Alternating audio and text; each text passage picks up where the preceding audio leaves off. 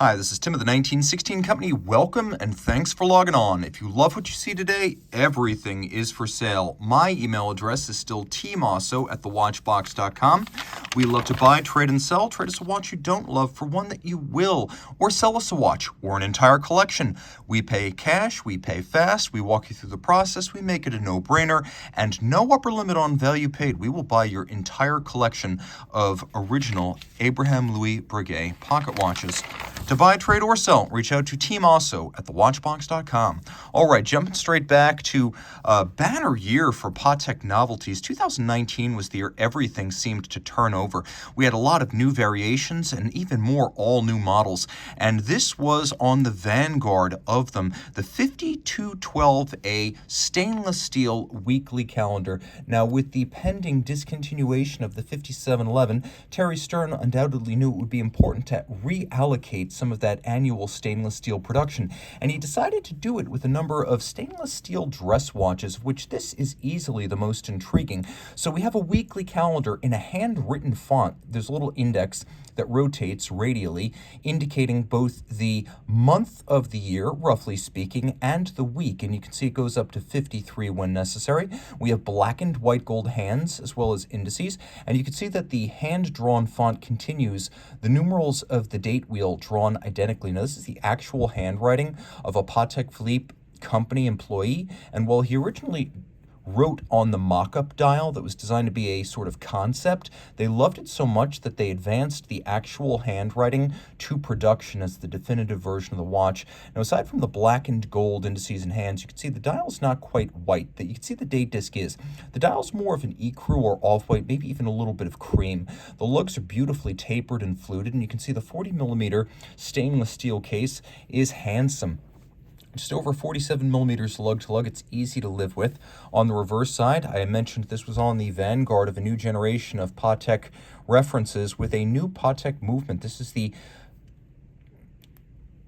26330, and you can see it features both hacking seconds and a quick set mechanism, so you can rapidly cycle your date. Promised you a quick set, now I have to deliver that. And you can see every numeral handwritten and wonderfully imperfect. A lovely watch, 45-hour power reserve, anti-magnetic, 6-position adjusted, free sprung. The movement is quite nicely decorated, but this is one of the Patek watches you're proud to wear with the dial facing up, as it's just so charming, so rustic. There's something almost in the vein of what you'd see from an independent brand going on here. It's a lovely watch that fits easily underneath the cuff, and my wrist, 16 centimeters in circumference, wears it quite nicely. Taking a quick look now at something that's going to be a broader crowd pleaser, certainly more broadly crowd-pleasing from a budget standpoint. Back in 2014, Cartier launched the Calibre Cartier Diver, and there's a lot to love here. First, the model was made incredibly thin, being only 10.9 millimeters thick, and though it's a 42, it's only about 48 millimeters lug to lug, so easy to wear across a small wrist. You can see that there's a little recess in each side so that the strap can be close hauled to the case for a super integrated look, and yet because of that recess, there's no impingement to the motion of the strap. The strap is relatively thick, vulcanized rubber, quite durable and destined to last a long time. We have this wonderful dished ADLC bezel insert, and have a listen here. This right here has to be one of the best feeling and best sounding bezels I've encountered.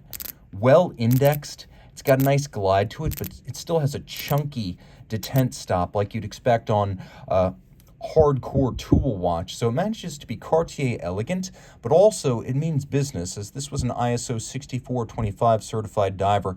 It's rated to 300 meters, of course, being ISO 6425. It's been tested to 125% of that. Let's do a quick loom shot here. Easy to see in the dark with a nice large luminescent pearl on the bezel, so you can easily line it up with the minute hand. And note how both the small seconds and the chapped ring of the second subdial have been loomed. Manufacturer movement inside, automatic winding. You can see solid case back, which is what helps to make this watch so thin. We'll throw it on my wrist again. You get a sense of how it fits because it does hug the wrist. The shape of the case is almost tonneau-like when viewed in profile, and I would recommend this watch for a wrist as small as 14 centimeters in circumference. You can see that the lugs are nowhere near the edge of my wrist, and it is super flat and flush. It will easily slide underneath a dress cuff. A watch that really has everything going on. I almost feel like this is what the Calibre de Cartier should have been from the beginning. There was no need for the basic watch when the diver was going to be this good.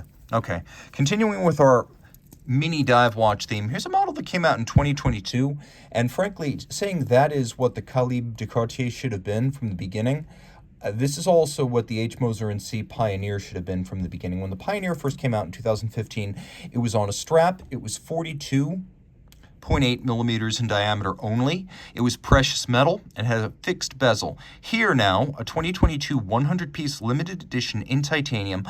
This is the Pioneer rotating bezel in titanium, 40 millimeters in diameter, only 47.5 millimeters from lug tip to lug tip, 11.5 millimeters thick. We've got a wonderfully loomed dial and bezel. The bezel insert here is actually a rare use of titanium as a bezel insert, but it has a full set of luminescent inserts within the titanium. So you can see that as I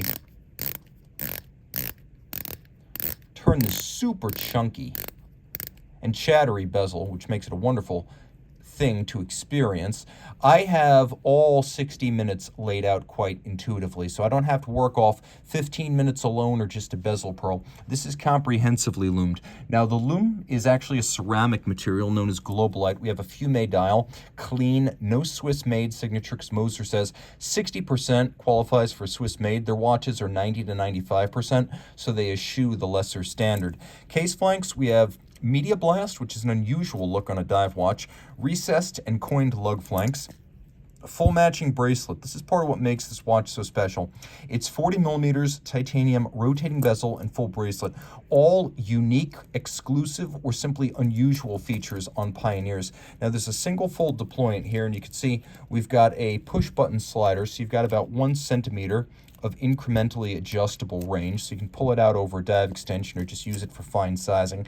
There's a sharp knurling on the side that makes it easy to grasp. Fume Fade metallic sunburst dial. This is their signature funky blue. On the back, HMC 200 movement. Now, 100 pieces, you can see that here, but there is a little bit of a, I don't want to call it a bifurcation because that suggests equality, but a small number of these were accidentally shipped with tungsten rotors. This is one of the intended solid rose gold rotors, but there are some with the tungsten rotor out there, and some Moser super fans actually target those. But for most collectors, the richer option here, it wasn't really an option, it was more of an accident, but the richer intended rotor is the one to have. Very shock resistant, full balance bridge, free sprung balance. Moser impressively making the balance, the hairspring, and the escape, and they make those parts in-house. Hacking seconds, 3 hertz beat rate, automatic winding bidirectional with a magic lever style winding system, and again, 3 days of power reserve, meaning you can put it down for a day or two, pick it up, and it's still ticking. Easy watch to wear. We're going to throw it on my wrist again, 40 millimeters, less than 48 lug to lug, with a nice thin profile. This is a great comparison to something like a no-date sub, because in terms of size, they're fairly comparable, with the Moser gaining a clear advantage in weight, being that it is titanium, and also slightly in power reserve by a very small margin, and probably luminescence. And the Submariner has a bezel that is only luminescent at the pearl, whereas this is 360 degrees. A really cool piece from Moser, one of the best divers of the last decade. A lot of folks, though, when they're going Moser sports watch hunting, they want a Streamliner. We've got a great one here. Now, of course, this watch was 1 year only in 2020, sometimes known as the Green Dragon. The proper nomenclature here is Streamliner Center Seconds, and this is what was officially dubbed Matrix Green. So it's a Fume Fade. Again, we've got that Globalite ceramic loom, but for the indices, we have polished beton. They match the shape of the loom inserts on the hands as well as the hands themselves. The watch also has the HMC 200 that we just saw on the Pioneer. So in terms of water resistance, they're actually both 120 meters. They are mechanically and technically identical. Right here, we've got a watch that's 40 millimeters by 12 millimeters thick. So this is a little bit thicker on the wrist, and actually it spans a bit broader because there is some stiffness to the bracelet, though not much. To Moser's credit, the bracelet mostly pulls straight down out of the lugs, no issues there. Where it really pulls ahead of the Pioneer is in the intricacy of the bracelet. You can see those rolled internal polished facets and how the whole thing seems to have almost a biomorphic anamorphic organic profile like the back of a snake or maybe some sort of segmented crustacean under the sea. A really special looking bracelet, and it feels just as special, having very little lateral play, but a lot of flexibility in its intended range of motion. You can see in terms of the complication of the finishing that there really is no comparison between the Streamliner and the Pioneer. This is a dive watch, a bit more utilitarian, whereas this is more horlogerie on its exterior, competing with the finish of what you'll find on something like a Royal Oak or a Nautilus. And I really do intend those comparisons because this is far superior to what you'll find on, for example, an Odysseus or an Aquanaut. Again, rose gold rotor, same movement on the case back. Things just change up a little. We'll throw it on the wrist, give you a sense of how it wears. A very comfortable watch. Now, the flyback chrono and the Perpetual calendar, they're a bit bigger. This is really easy to wear and quite agreeable. Being a sloped bezel, it doesn't matter that it's a bit thicker than the Pioneer because it's not as sheer in profile. Both of them slide easily under a cuff. Both of them I'd recommend for wrists of 14 centimeters circumference and up. So from a practical standpoint, there's not going to be a difference in fit. I just happen to prefer this because I like the green dial and I like the finishing and execution of this exquisite bracelet. According to CEO Edouard Melan, quite a bit of time was spent on this bracelet. And the nice thing about this watch with its sort of Omega Speed Sonic chronograph bracelet, maybe a little bit of a Bell Sport Wave, maybe some Mark Series Omega Speedmasters or Chronoris Star, you could see that the 70s was the inspiration, but unlike a lot of Nautilus and Royal Oak knockoffs, this captures the spirit of the era without plagiarizing a specific reference, and that's a really difficult thing to do.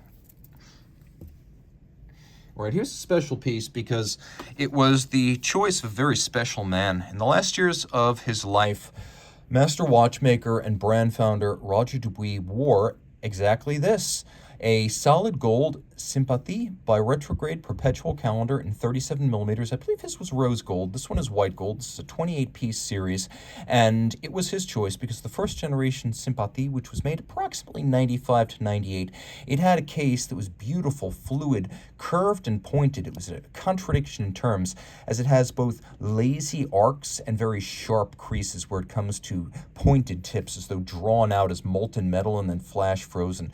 Outer case, outer bezel, inner bezel, dial, and crystal all share that shape, and that was iconic. Later on, production of the Sympathie was simplified and cheapened by just giving it a round crystal. These are worth more, and they're better watches. Now you can see we have a metallic sunburst. We have the same Bi-Retrograde Perpetual calendar system that Dubuis and Jean-Marc Wiederrecht, later of Agenor, created for the first Harry Winston high horology watch back in 1989. So this is Dubuis' own module. We actually have the day as well as the date in retrograde, coaxial month, and leap year. You've got a moon phase down at the bottom. Bulletin d'Observatoire. It was a Besançon French observatory chronometer with the actual regulation done by Dubuis himself.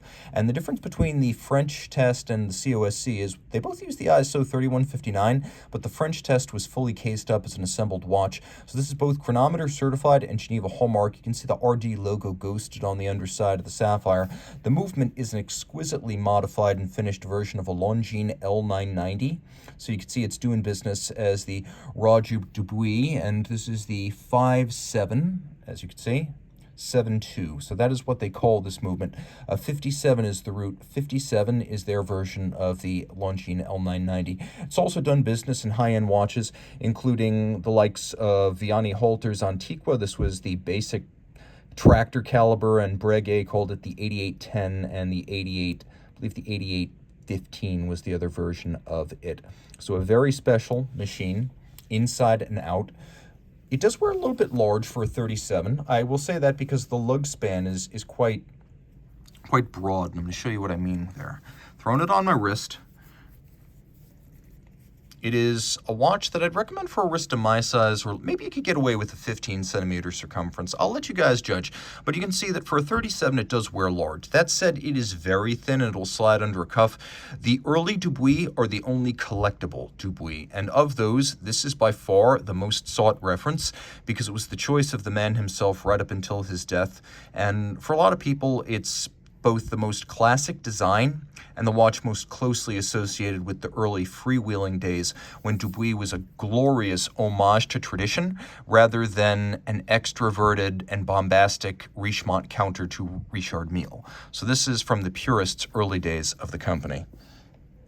Okay, jumping now to not one but two watches from Patek Philippe. We have this spectacular 38.5 millimeter Patek Philippe 5396R015. Now, what really sets this apart is the use of diamond indices on a blue dial and a rose gold case.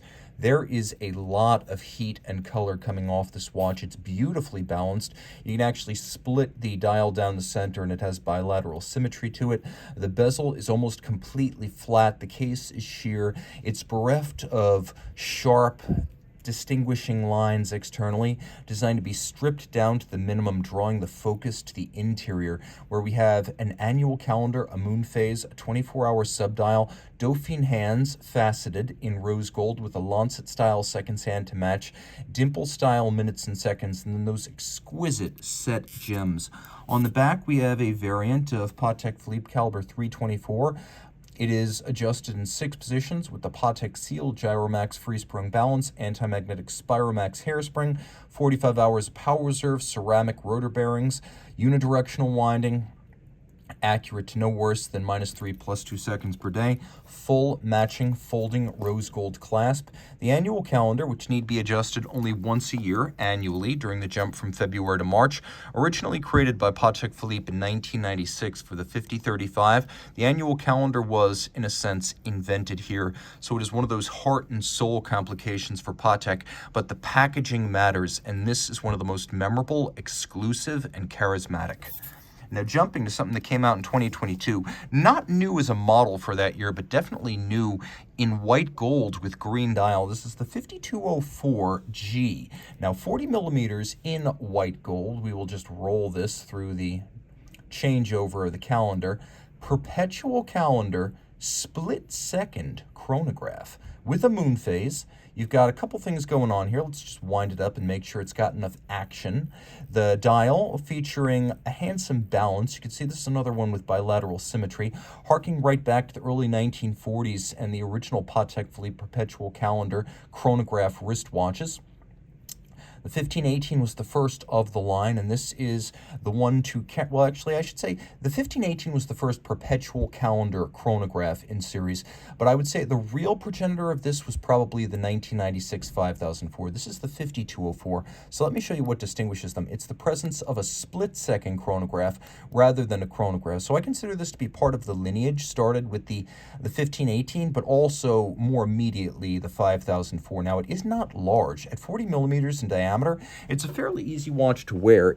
In white gold and not being a Nautilus, it's a Patek that's not going to get the kind of unwanted attention that a hype watch can. It's also got a lot of lume, which makes it very practical, and there's always a use for a chronograph. Calendars are fun. The only thing that's really impractical being the moon phase, which is the romantic element.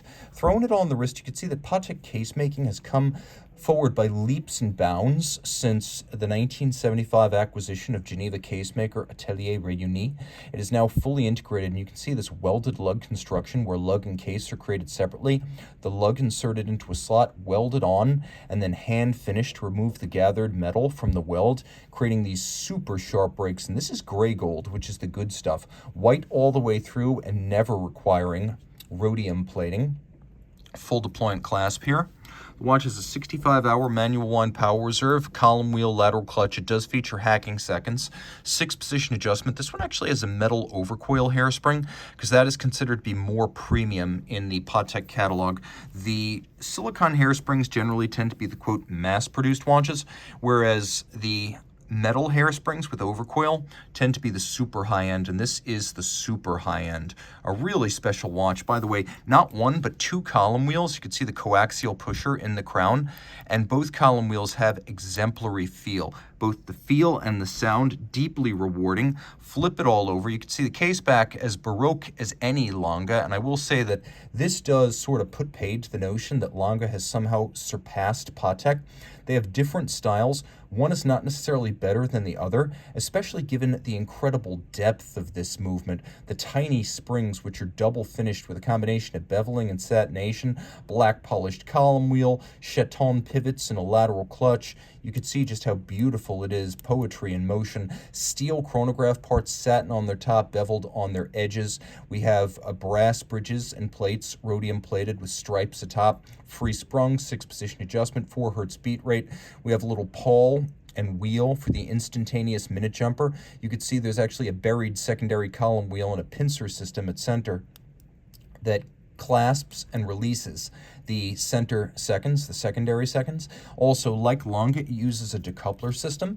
So when you have the stop seconds for the split in motion, it doesn't slow down the watch. Just fire everything there. So when you do this, it doesn't slow down the watch. A conventional Rattrapante, it will do that. This Rattrapante will not. It will continue to run with constant amplitude. Lange and Patek are the best known users of that complicated and super high-end decoupler mechanism. Okay, Lange, this is their riposte. We're going crazy now with the Rattrapante Perpetual calendar from the 1815 collection, 41.9 millimeters in diameter in rose gold. This model was launched in 2013. The dial is solid sterling silver. The hands are gold. The case is gold. What have we got going on here? We got a power reserve indicator with our chronograph minutes, instantaneous jumping, coaxial leap year phase with month. We have a little running seconds display with a coaxial moon phase. Perpetual calendar needing no adjustments until the year 2100. The moon phase in solid gold need not be touched for 122 years between settings. Lange moon phase discs are always 122 years and always made of solid gold. Coaxial date and day of the week.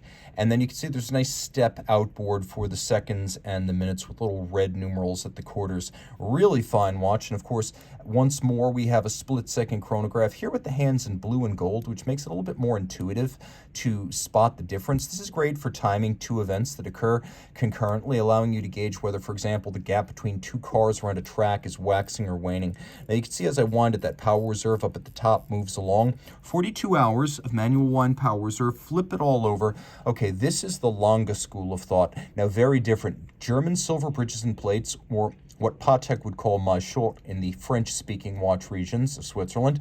So nickel, copper, and zinc, with those components all having a golden glow due to the copper. And you can really tell the difference between the steel components of the chronograph and then the bridges and plates because they're made of different materials, and all the chrono parts are silvery. You can see internal angles within the clutch assembly for the chrono, which is deeply impressive since that component is made of steel and not easy to finish.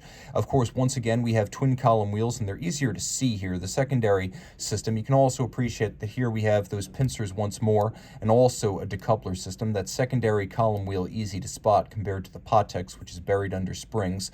We've got a lovely set of golden chaton cups fixing the pivot jewels. Note the presence of both polished screws and fired blue screws, and then we have two separate freehand engraved structures gilding the lily, as it were, with beautiful bevels on both steel and German silver components. A big watch, there's no getting around that. It features a full clasp, which is rare on Lange watches, and on my wrist I would say this is probably the limit. I think that if your wrist is my size, this is going to work. But if your wrist is smaller than mine, you're going to want to look for a smaller Lange timepiece. Again, this is almost a 42, so just keep that in mind. But what a watch, both in look and feel.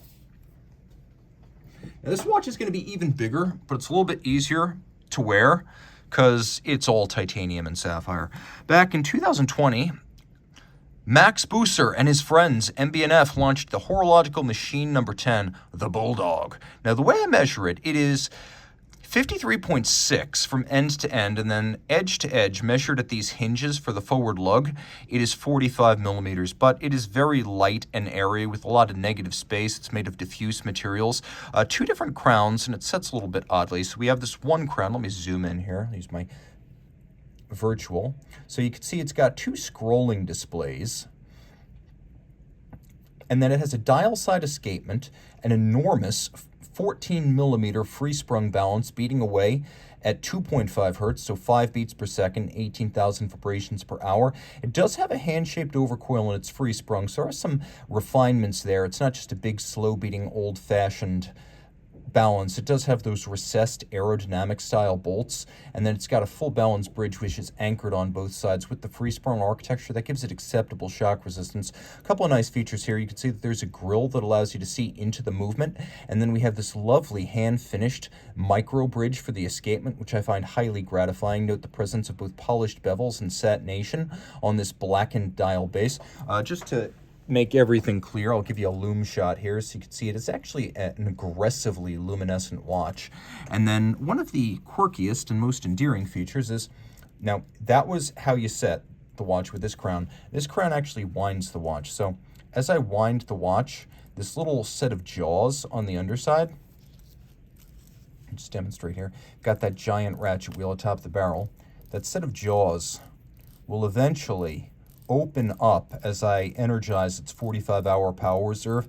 Now, this is one of the in-house Calibre MB&Fs, so this isn't like a Girard Perregaux or a Salida or some of the others they've used over the years, which means the finishing done in-house and the engineering done in-house are world-class and commensurate to the price.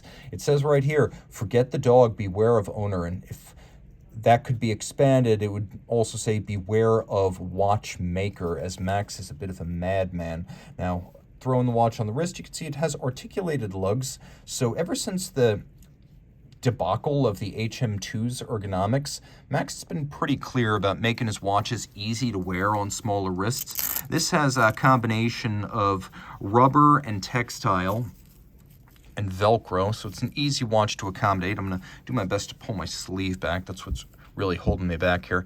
The watch sits on your wrist with, well, all the presence of a Bulldog. It's a rather insistent and prominent thing, but it's also very, very light. So I'd recommend it for a wrist of my size or larger. If your wrist is smaller, it's not necessarily going to be a fit issue. It's just going to be a proportional issue. Because of the way the lugs are hinged and the lightness of the whole thing, it's really quite easy to wear. And the finishing on the front, which is what you're going to be looking at most of the time, it really is surpassing. You can see those screws have been black polished with chamfered slots in circumference, and this bridge is not only mirror polished steel, but it's rounded all the way around, which I deeply appreciate. Lots to love here, and if you love this dog enough to adopt, reach out to Team Mosso at thewatchbox.com for purchase and pricing details.